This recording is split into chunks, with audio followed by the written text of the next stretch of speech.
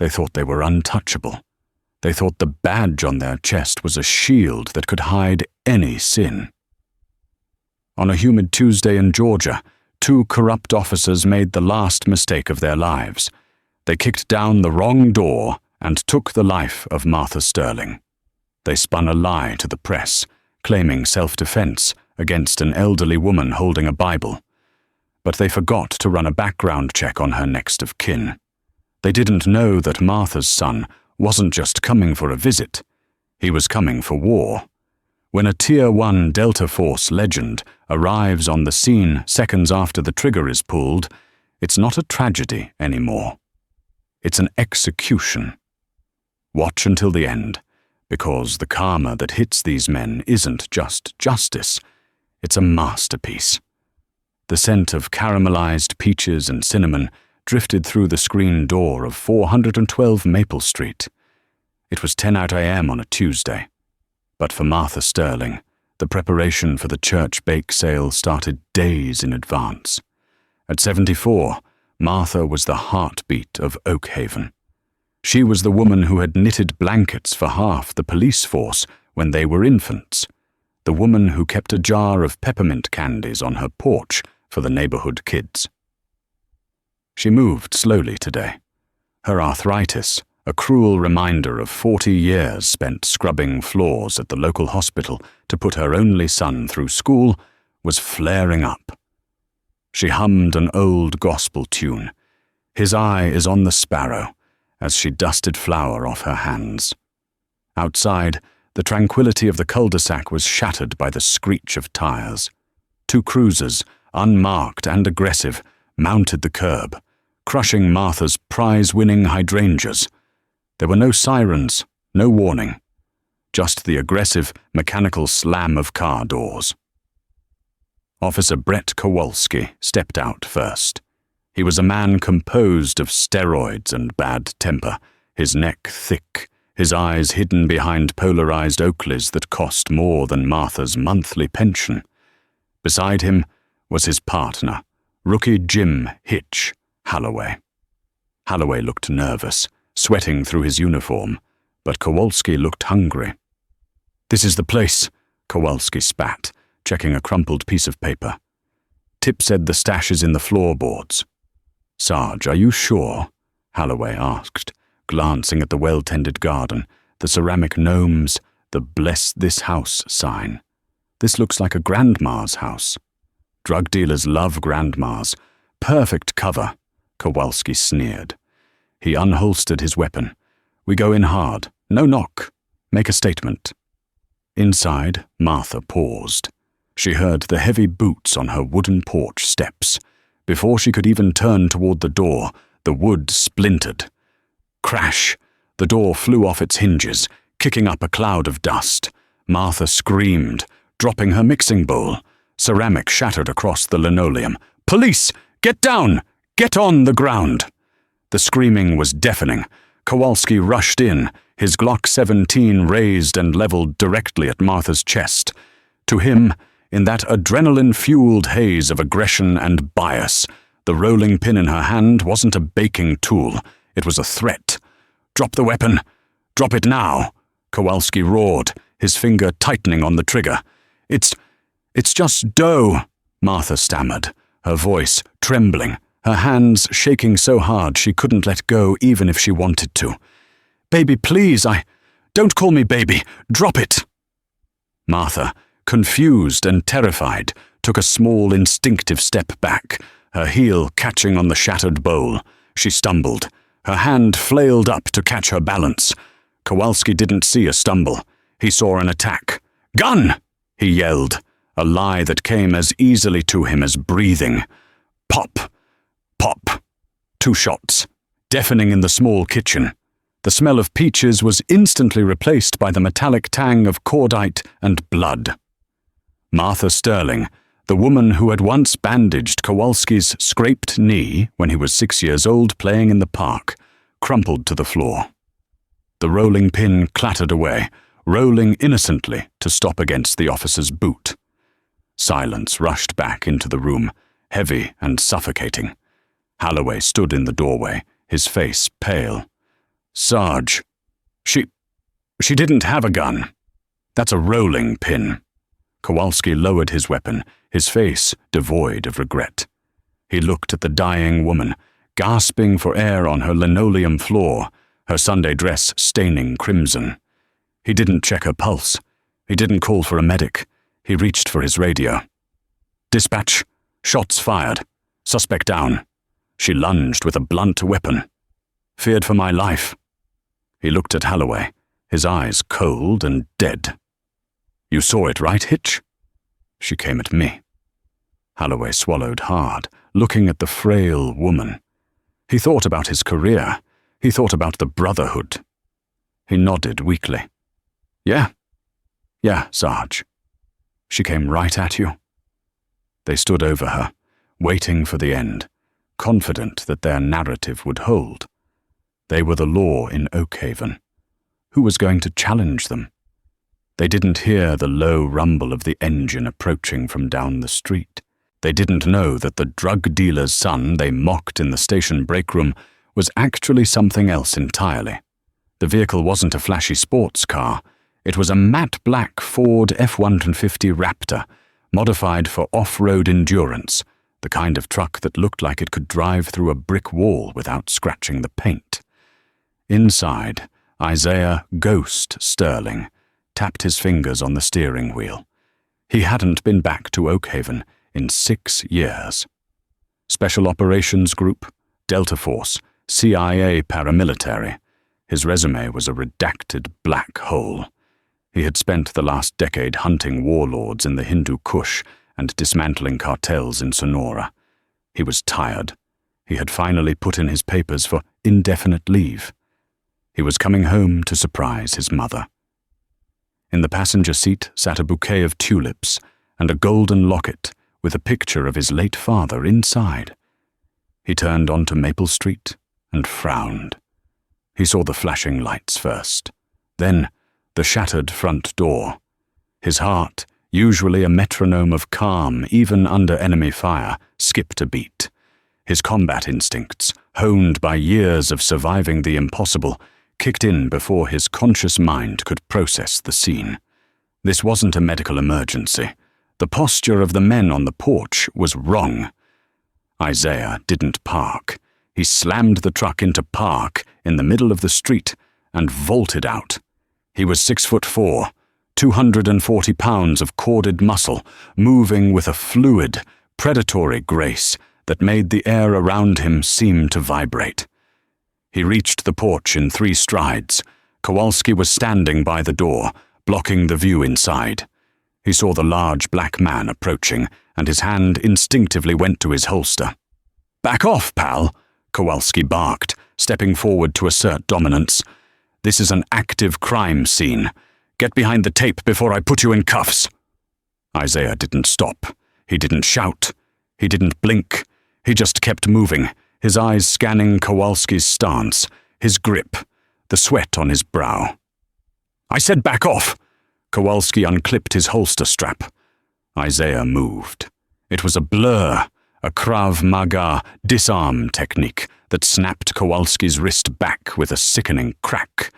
Before the officer could scream, Isaiah shoved him aside like a wet towel and stepped into the house. The world stopped. He saw the flower, he saw the shattered ceramic, he saw the blood, and he saw Martha. She was still breathing, but barely. Her breaths were shallow, wet rasps. Her eyes were unfocused, staring at the ceiling fan. "Mama!" Isaiah choked out, the word tearing out of his throat. He dropped to his knees, disregarding the blood soaking into his tactical cargo pants. He placed his large, calloused hands over the wound in her chest, applying pressure. "Mama, look at me. It's Isaiah. It's your boy." Martha's eyes flickered, a faint spark of recognition. Her lips moved, soundless. "Don't speak. Don't speak. I got you," Isaiah whispered, his voice trembling with a rage he had never felt before. He looked up at Holloway, who was cowering in the corner. "Did you call an ambulance?"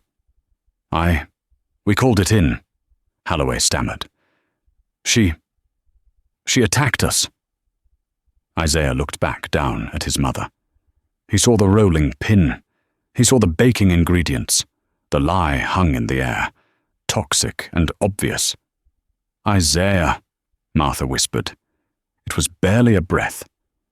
"Be good." Her chest heaved one last time. The light in her eyes, the light that had guided him through the darkest valleys of his life, flickered and went out. Isaiah froze. He felt her heart stop under his hand. For 10 seconds he didn't move. He just held her. The silence in the room was heavy, heavier than any battlefield. Then Isaiah stood up. He didn't wipe the blood off his hands. He wanted to feel it. He wanted to remember the heat of it. He turned slowly to face the two officers. Kowalski had recovered his gun with his left hand, his right wrist dangling uselessly. He was pointing the weapon at Isaiah's head, his face purple with pain and fury. "You are under arrest for assaulting an officer," Kowalski screamed, spit flying. "Get on your knees, now, or I swear to God I will drop you right next to her." Isaiah looked at the gun barrel. He didn't see a threat. He saw a calculation. Distance, 7 feet. Windage, negligible. Shooters, 1 injured, 1 incompetent. Isaiah's face went slack. The grief was locked away in a box, buried deep. What replaced it was the ghost, the operator who had once cleared a Taliban stronghold with a combat knife and a suppressed pistol. "You didn't check the address, did you?" Isaiah said. His voice was terrifyingly calm. It sounded like gravel grinding on bone. "What?" Kowalski blinked, thrown off by the lack of fear. "You raided the wrong house. You killed an unarmed woman." Isaiah took a step forward. "I said get back." Kowalski's hand shook. "And now," Isaiah continued, taking another step, staring directly into the barrel of the gun, "you're going to try to kill me to cover it up." "Shoot him, Hitch!" Kowalski yelled at his partner. "He's a threat." Holloway fumbled for his gun but didn't draw. He was paralyzed by the look in Isaiah's eyes. It was the look of a man who had already walked through hell and found it comfortable. "My name," Isaiah said, "is Master Sergeant Isaiah Sterling, 1st Special Forces Operational Detachment Delta." Kowalski's eyes widened. The name Sterling. The legends of the local boy who went to the army. "And you," Isaiah whispered, "have just declared war on the wrong country." Sirens wailed in the distance. The backup was coming, the cover-up team. Isaiah raised his bloody hands slowly, not in surrender, but in a mocking gesture of compliance. He knew if he killed them now, the story dies with them. He needed them alive. He needed them to suffer. "Arrest me," Isaiah said, a dark smile touching his lips that didn't reach his eyes. "Take me to your cage. It'll just make it easier for me to find out who else needs to bleed." Kowalski, sweating and in pain, rushed forward and pistol-whipped Isaiah across the temple. Isaiah didn't flinch, didn't fall. He just took the hit, his head snapping to the side, then slowly turning back. "Harder," Isaiah taunted. Kowalski struck again, and this time the darkness took the edges of Isaiah's vision. As he was shoved to the floor and cuffed, he didn't feel defeat. He felt the cold clarity of a mission. Phase 1, infiltration. Phase 2, acquisition. Phase 3, total destruction. The interrogation room at the Oakhaven precinct was designed to break men. It was a 6x8 concrete box painted a suffocating shade of institutional grey. The air conditioner hummed aggressively, chilling the room to an uncomfortable 50 degrees, a tactic meant to make suspects shiver, to make them feel small and weak. A single, polished steel table was bolted to the floor. Isaiah Sterling sat on the metal chair, his hands cuffed to the table ring. He wasn't shivering. He sat with the stillness of a statue, his breathing rhythmic and slow. His heart rate, which he monitored habitually, was resting at 45 beats per minute. To the casual observer, he looked defeated. To a trained eye, he was gathering intel. He noted the structural weakness of the door hinges. He noted the frequency of the guard rotation outside. He noted that the two-way mirror was slightly thinner than regulation. The door buzzed and swung open. Chief of Police Roy Miller walked in, followed by a freshly bandaged Officer Kowalski. Miller was a man whose waistline had long ago surrendered to gravity and donuts. He had the red, blotchy face of a man who drank too much scotch and shouted too much at his wife. Miller slammed a file onto the table. It contained a fabricated report. Martha Sterling. 74. Assault with a deadly weapon. Suspect Isaiah Sterling. Assault on a police officer. Resisting arrest. "You're in a lot of trouble, boy," Miller grunted, leaning over the table. "Assaulting a decorated officer? We could put you away for 20 years, but—" Miller paused, trying to look benevolent. "We know you're grieving." Emotions were high. "You signed this confession, stating your mother lunged at Officer Kowalski, and that you acted in a moment of passion, and maybe, just maybe, we knock your charge down to a misdemeanor. You walk out in 2 years." Isaiah slowly lifted his head. His eyes were dark voids. He didn't look at Miller. He looked through him. "My mother," Isaiah said, his voice a low rumble that vibrated the steel table, "was making peach cobbler for the church bake sale. She had arthritis in both knees. She couldn't lunge if she wanted to." Kowalski slammed his good hand on the table. "Don't you lie to us. We have the body cam footage." "Do you?" Isaiah asked. "Or is that footage currently being edited in your server room? Or perhaps corrupted due to a technical glitch?" The silence in the room was sharp. Isaiah had hit the nail on the head. That was exactly what was happening upstairs. "You're a smart mouth," Miller sneered. "Let's see how smart you are when we throw you in General Pop with the Aryan Brotherhood boys. They love new meat." Isaiah smiled. It was a terrifying sight. "Chief Miller, before you threaten me, you should probably look at my file. Not the one you pulled from the DMV, the real one." "We ran your prints," Miller scoffed. "Nothing came up.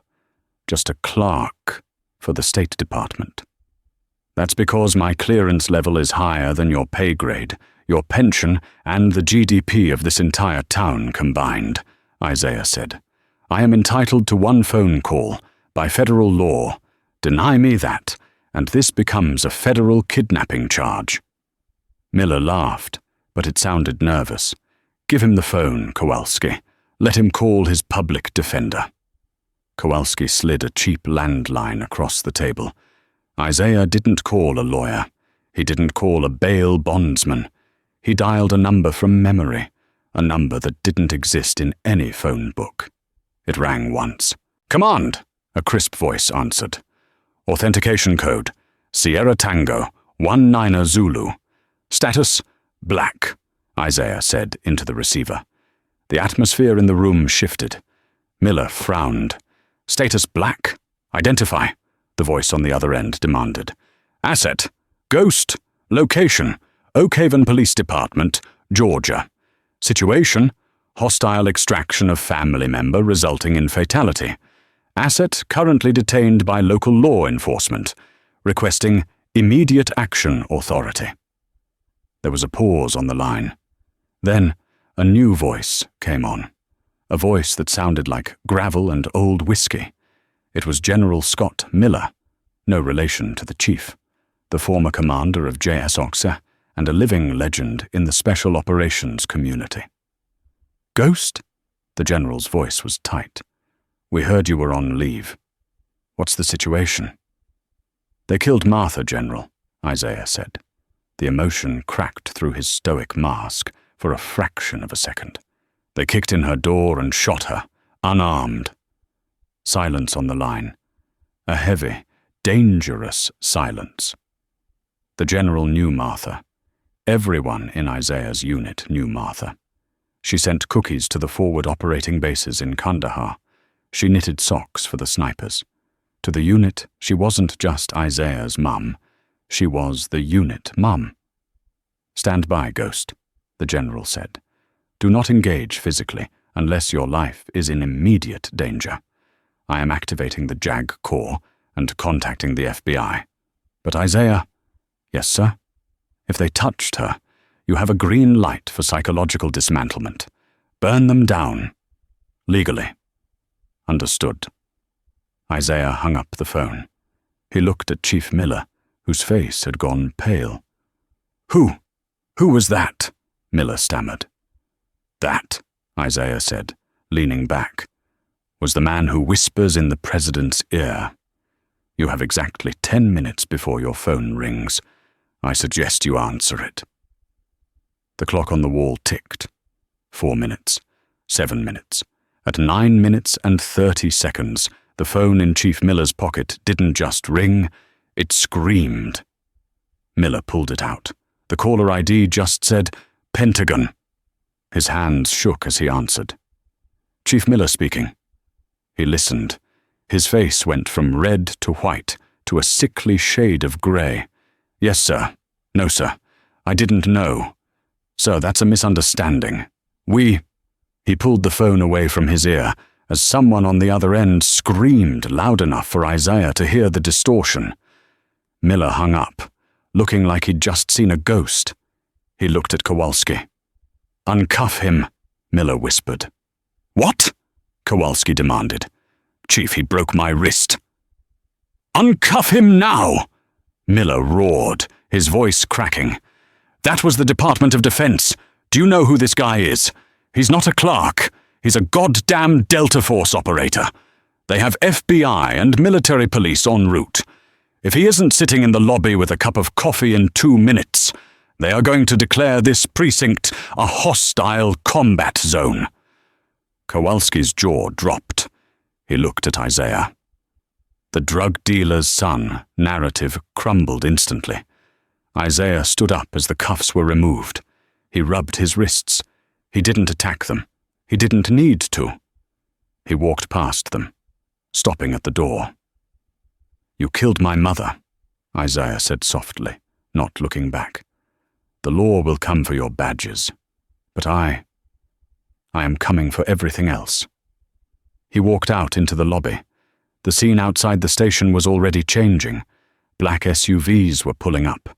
Men in suits, federal agents, were swarming the entrance. A news van from Atlanta had already arrived, tipped off by an anonymous source, one of Isaiah's contacts. Standing by a sleek silver sedan was Benjamin Wright, one of the most feared civil rights attorneys in the country. He was real, he was expensive, and he only took cases that would change history. "Mr. Sterling," Wright said, extending a hand. "The general sent me. I am so sorry for your loss." "Thank you, Mr. Wright," Isaiah said.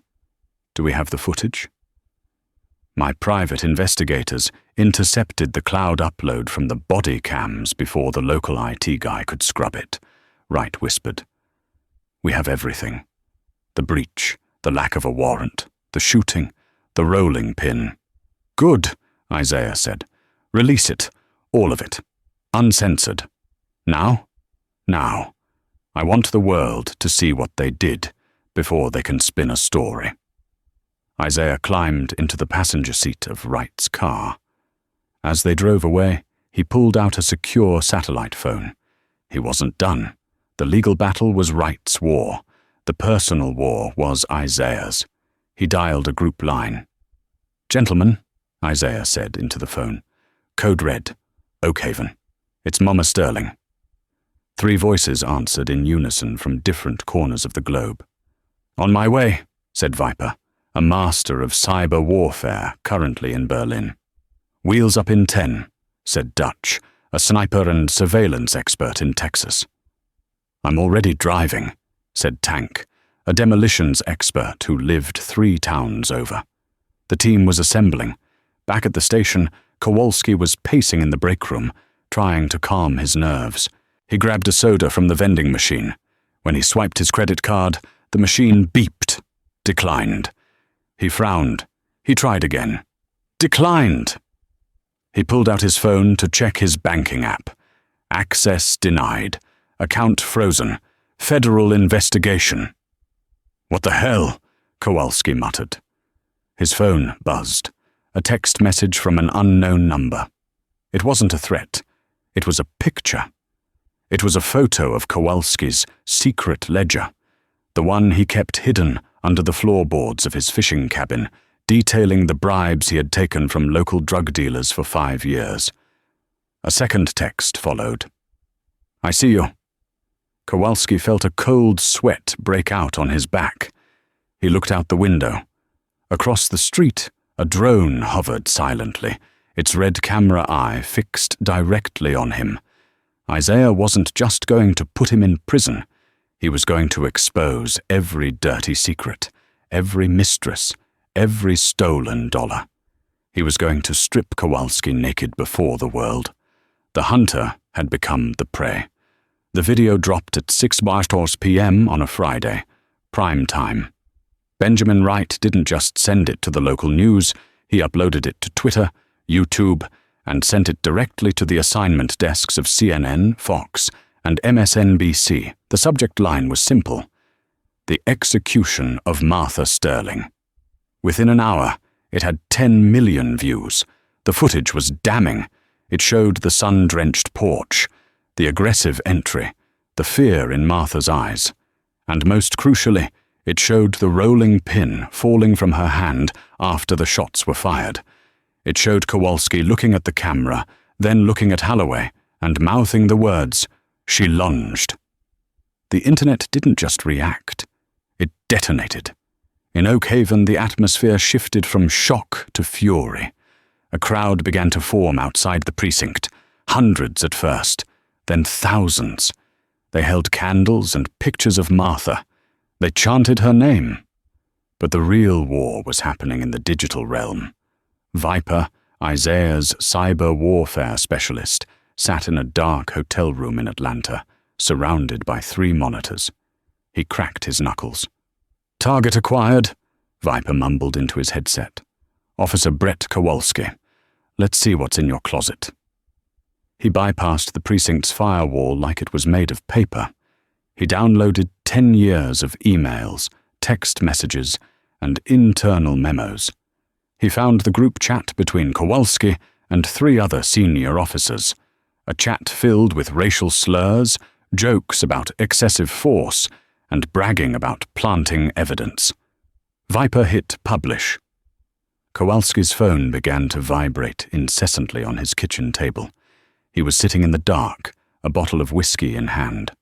His wife had already left him, taking the kids to her mother's house after the news broke. He picked up the phone. A notification from Twitter. Then another. Then 1,000. Justice for Martha. "Hey Kowalski, remember the thug you planted drugs on in 2019? We found the texts." A watchdog. Here is Kowalski's search history. Why is a cop searching for non-extradition countries? Kowalski threw the phone against the wall. It shattered, but the notifications didn't stop. They were on the TV. They were on the radio. His entire life, every lie, every bribe, every dirty secret was being broadcasted to the world. He tried to log into his bank account to transfer his savings. Account frozen. He tried to call his union rep. Line disconnected. Then the lights in his house went out. Not a power outage, a targeted cut. Outside, in the darkness of his front lawn, a red laser dot appeared on his chest. It danced there for a moment, then vanished. Kowalski dropped to the floor, crawling to the window. He peered through the blinds. Standing across the street, illuminated by the street lamp, was a massive figure. Tank. The demolitions expert stood with his arms crossed, staring directly at Kowalski's house. He wasn't armed. He didn't need to be. His presence alone was a message. We can touch you whenever we want. Kowalski grabbed his service weapon. He was hyperventilating. "Come on," he screamed at the empty darkness. "Come get me." But nobody came in. They were letting him stew. They were letting the silence and the fear do the work. The ghost of Martha Sterling was haunting him, but the ghosts of his past were hunting him. The 72 hours following the release of the video were not measured in minutes, but in the rising decibel level of the screams outside the Oakhaven precinct. The town had become a fortress of fury. Barricades were erected. The National Guard had been placed on standby. But inside the station, the real war was silent, cold, and utterly terrifying. Officer Jim Hitch Halloway was vibrating. It wasn't a figure of speech. His hands shook so violently he couldn't hold a styrofoam cup of coffee without spilling it. He hadn't slept in 3 days. Every time he closed his eyes, he saw Martha Sterling's confusing, gentle gaze. He saw the rolling pin. He heard the lie he had agreed to tell.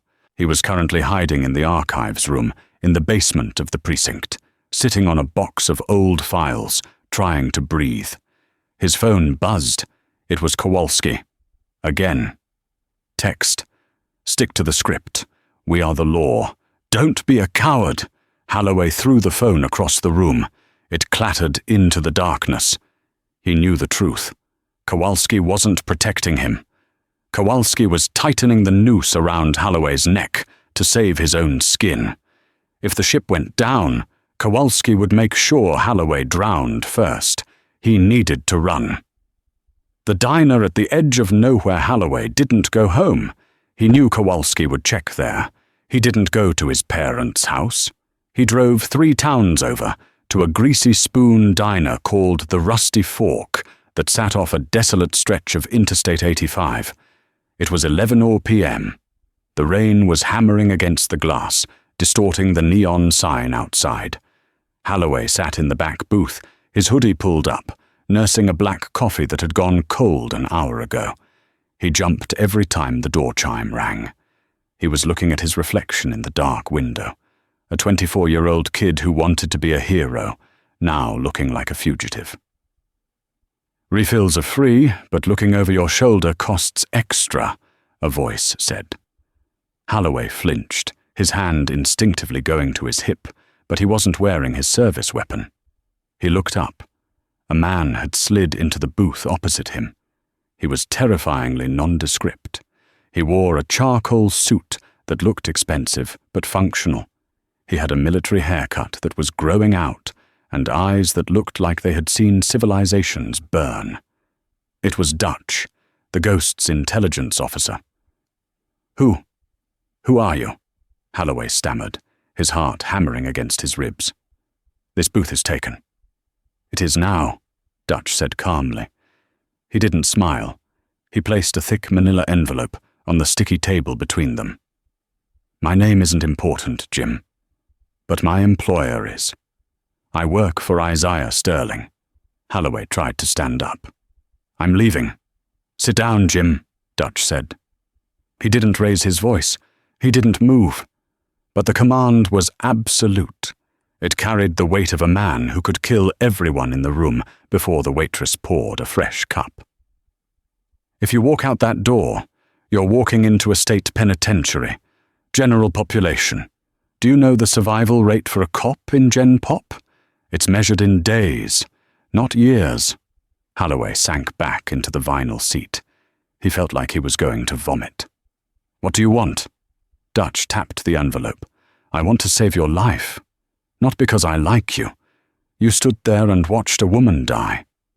Personally? I think you're a coward. But Isaiah, he thinks you're just a pawn." Dutch opened the envelope. He slid a series of photographs across the table. The first photo was of Halloway's academy graduation. He looked proud. The second photo was grainy. It was from the precinct locker room, taken 2 months ago. It showed Kowalski shoving Halloway against a locker, screaming in his face. The third photo was a bank statement. Kowalski's bank statement. We know he bullies you, Dutch said, his voice dropping to a low, conspiratorial rumble. We have the audio from the locker room, Jim. We know he threatened to plant drugs in your car if you didn't falsify the arrest reports last month. We know he owns you. Holloway stared at the photo. How? How did you get this? We are not the Internal Affairs Bureau, Jim. We are Delta, Dutch said. We see everything. Look at the bank statement. Holloway looked. It showed a transfer of $50,000 from an offshore account. Kowalski is planning to run. Dutch lied. Or maybe he wasn't. It didn't matter. The seed of doubt was what mattered. He's liquefying his assets. He's going to pin the whole thing on the rookie. He's going to say you panicked, that you yelled, gun, that you escalated the situation. That's a lie, Holloway shouted, drawing the attention of the waitress. He lowered his voice, his eyes wild. He shot her. I didn't even draw my weapon. Prove it, Dutch said mercilessly. It's his word against yours. He's a decorated sergeant with 20 years on the force and the Union in his pocket. You're the rookie who washed out. Who do you think the jury will believe? Holloway put his head in his hands. He was sobbing now, dry, heaving sobs of a man whose life was over. I didn't want this. I just wanted to help people. Then help yourself, Dutch said. He slid a document across the table. It was on Official Department of Justice letterhead. Immunity. Full immunity for the homicide charge. You plead to a lesser charge of obstruction. You serve 18 months, maybe less with good behavior. Then you disappear. New name, new state. A chance to start over. Holloway looked at the paper. It looked like a lifeline thrown into a hurricane. And what do I have to do? You have to give us the wolf, Dutch said. You testify. You tell them about the drop gun he keeps in his ankle holster. You tell them about the racial slurs. You tell them about the threats. You burn him to the ground. Holloway looked out the window at the rain. He thought about Kowalski's face, the sneer, the arrogance, the way he called Holloway, boy. He picked up the pen. His hand shook, but this time it was with rage, not fear. He signed his name, James Holloway. Dutch took the paper, folded it neatly, and placed it back in his jacket. Smart play, Jim. Finish your coffee. The FBI is outside in the van. They'll take you to a safe house. The collapse of an empire. While Holloway was flipping, Brett Kowalski was in hell. He was holed up in his suburban home on unsuspecting Willow Creek Drive. The house, usually a symbol of his status, had become a prison. The blinds were drawn, the lights were off. Isaiah's team wasn't just coming for his freedom, they were dismantling his existence. At 9:00 a.m., Viper, the cyber specialist, executed the final phase of the digital attack.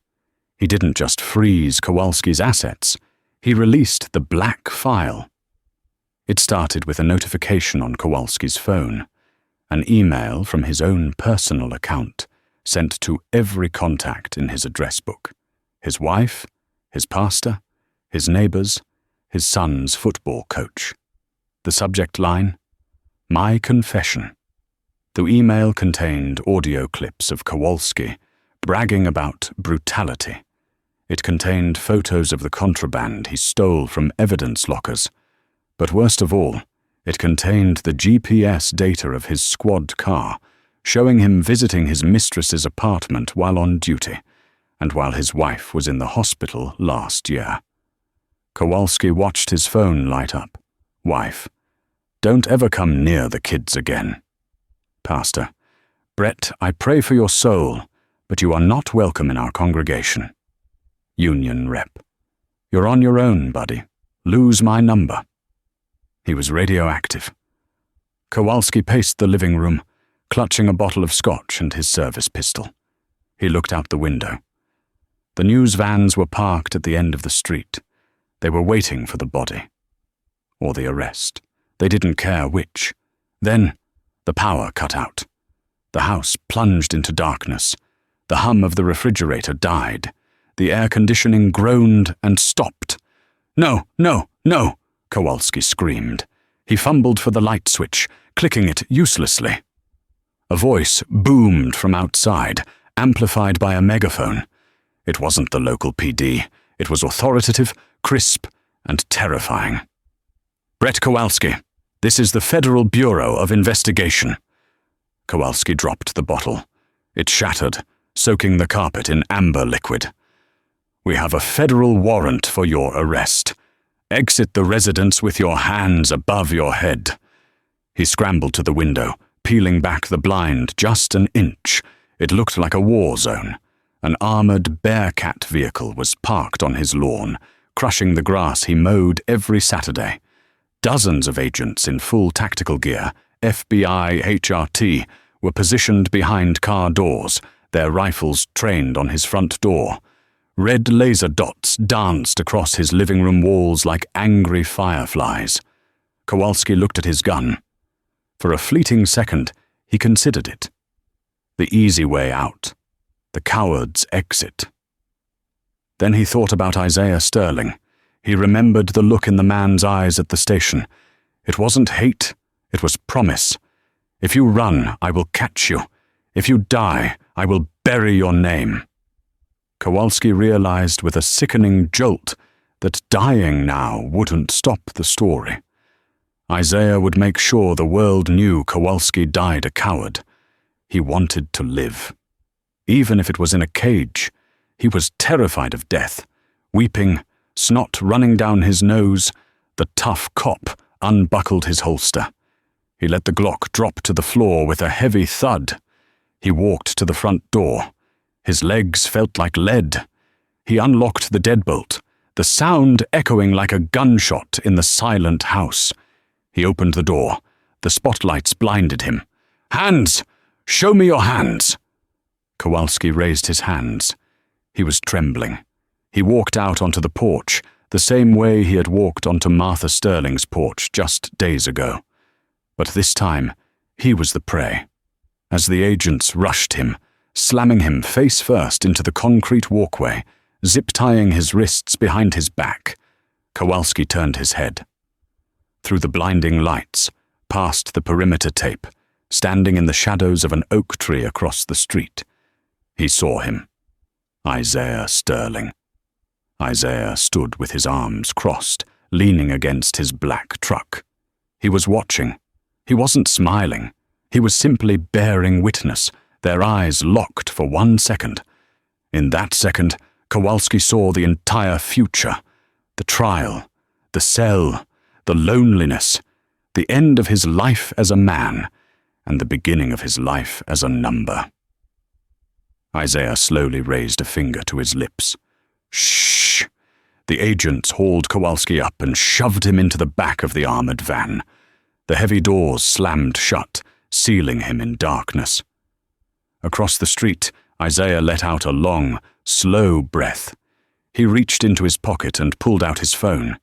He dialed the general. "Phase 2 is complete," Isaiah said, his voice void of celebration. "The monster is in the box." "Good work, Ghost," the general replied. "Now comes the hard part."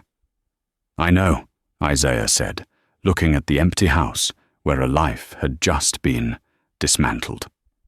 "Now we trust the lawyers." He got into his truck. The engine roared to life, a deep, guttural sound in the quiet suburb. As he drove away, passing the news cameras and the flashing lights, Isaiah didn't look back. The war for the street was won.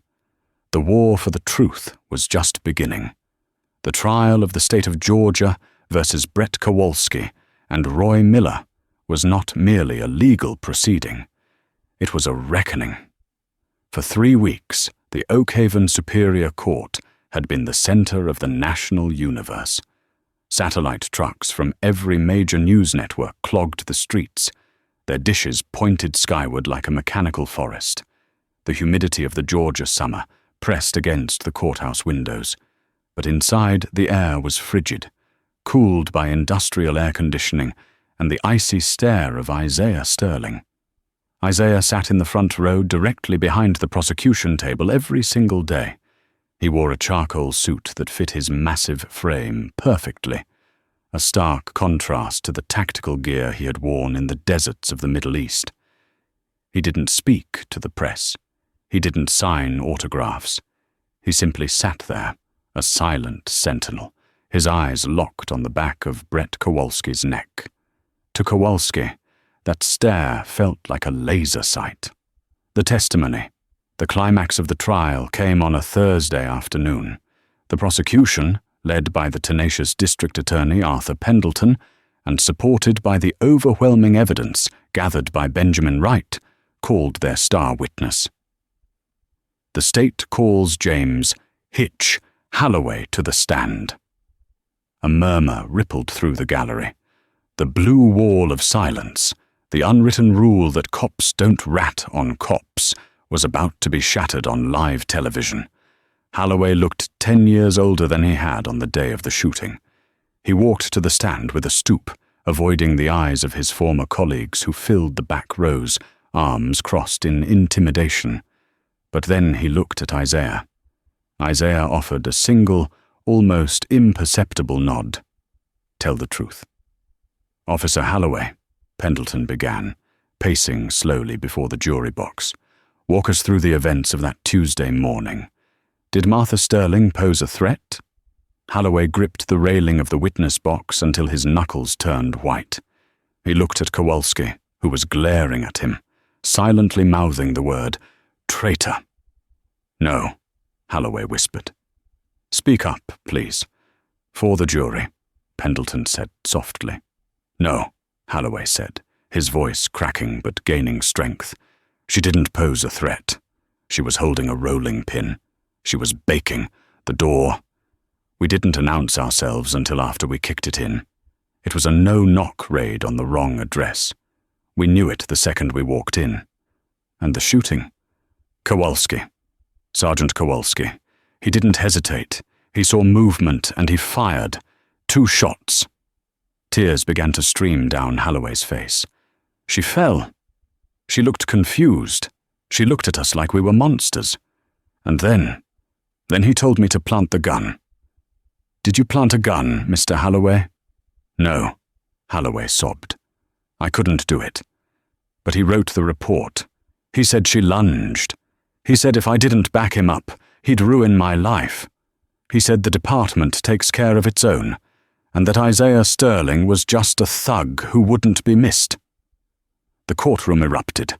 The judge banged his gavel, demanding order. But the damage was done. The defense attorney tried to cross-examine, tried to paint Holloway as a disgruntled employee or a liar, but the weight of the truth was too heavy.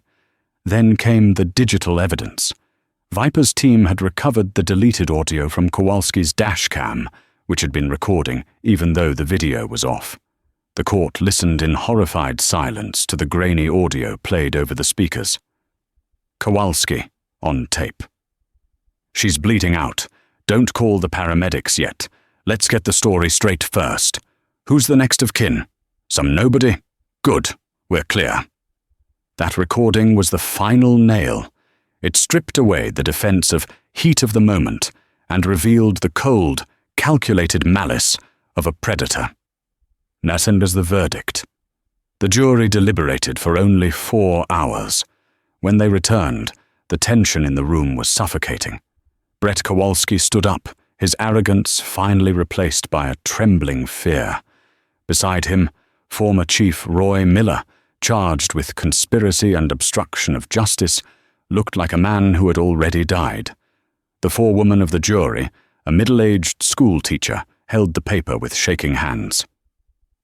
In the matter of the state versus Brett Kowalski, on the charge of malice murder, we find the defendant guilty.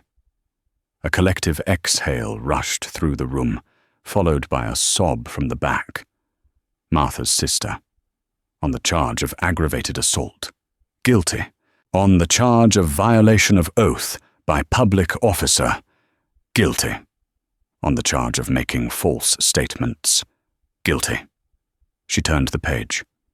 In the matter of the state versus Roy Miller, on the charge of RICO conspiracy, guilty. Kowalski's knees buckled. His attorney had to hold him up by the elbow. The invincible sergeant, the bully of Oak Haven, was dissolving. The judge, a stern man named Harrison, who had seen enough corruption in his time to recognize evil when it stood before him, lowered his glasses. "Brett Kowalski," the judge intoned, his voice booming without a microphone. "You were entrusted with a badge to protect the vulnerable. Instead, you used it as a license to kill. You showed no remorse. You showed no humanity. You are hereby sentenced to life in prison without the possibility of parole, plus an additional 20 consecutive years for the corruption charges." He turned to Miller. "And you, Roy Miller, you allowed this rot to fester. You are sentenced to 25 years in federal prison." As the bailiffs moved in to cuff them, Kowalski looked back at the gallery. He looked for his wife. She wasn't there. He looked for his union reps. They had left.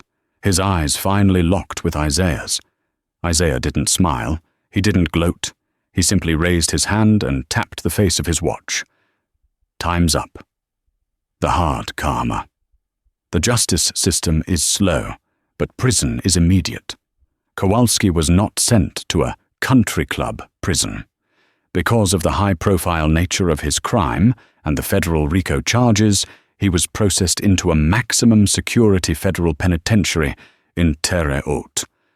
The reality of his new life hit him the moment the bus doors opened. He was no longer Sergeant Kowalski.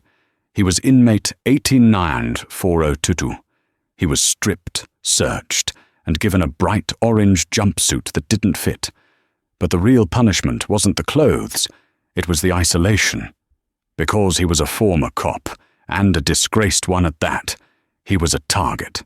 The Aryan Brotherhood despised him for the attention he brought. The other gangs wanted him dead for the badge he used to wear.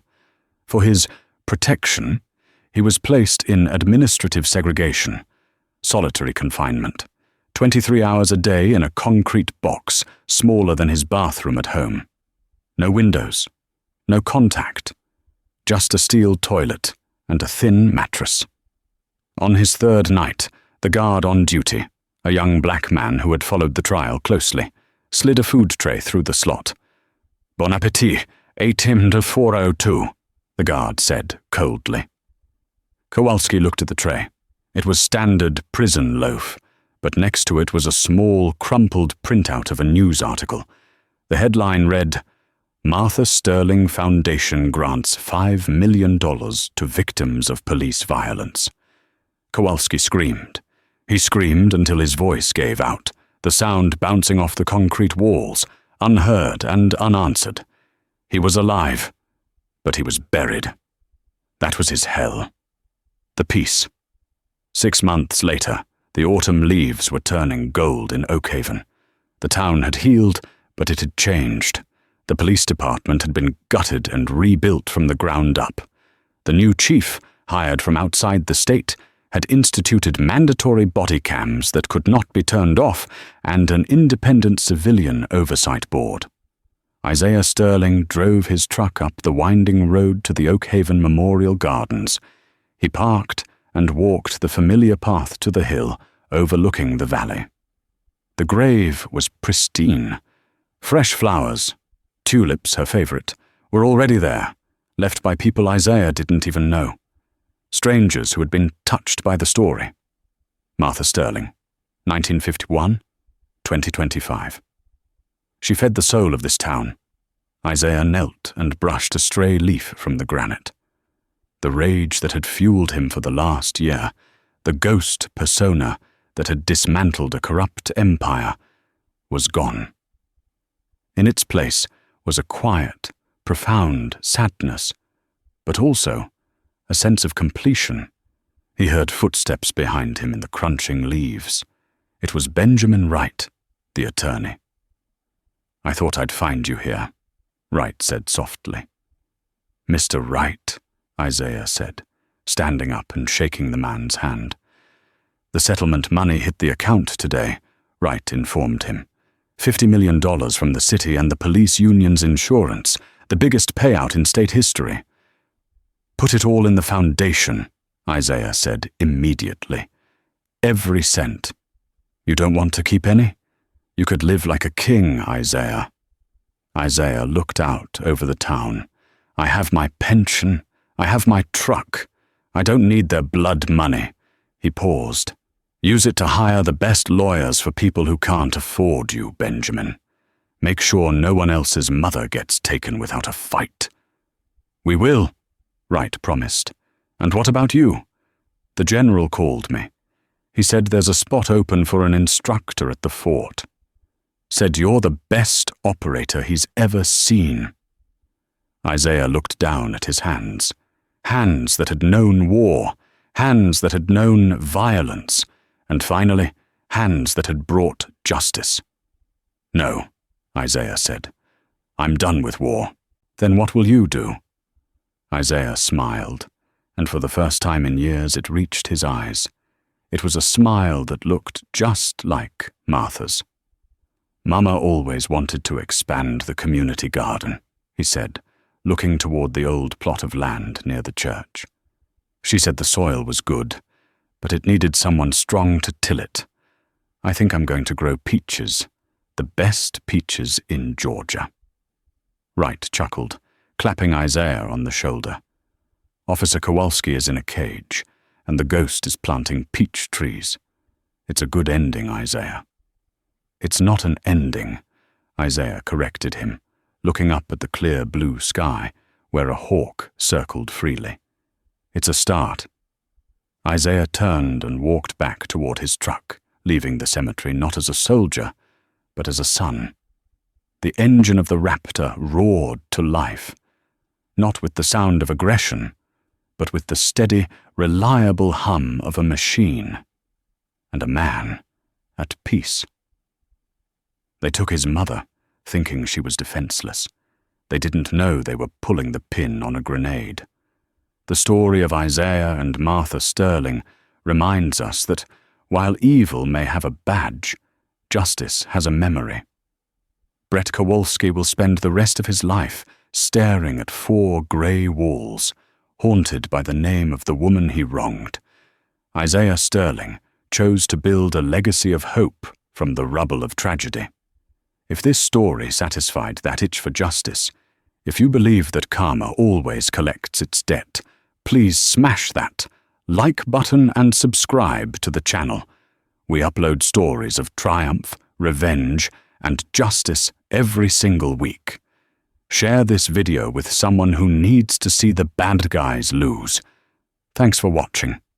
And remember, be good to your neighbors, because you never know who might be watching.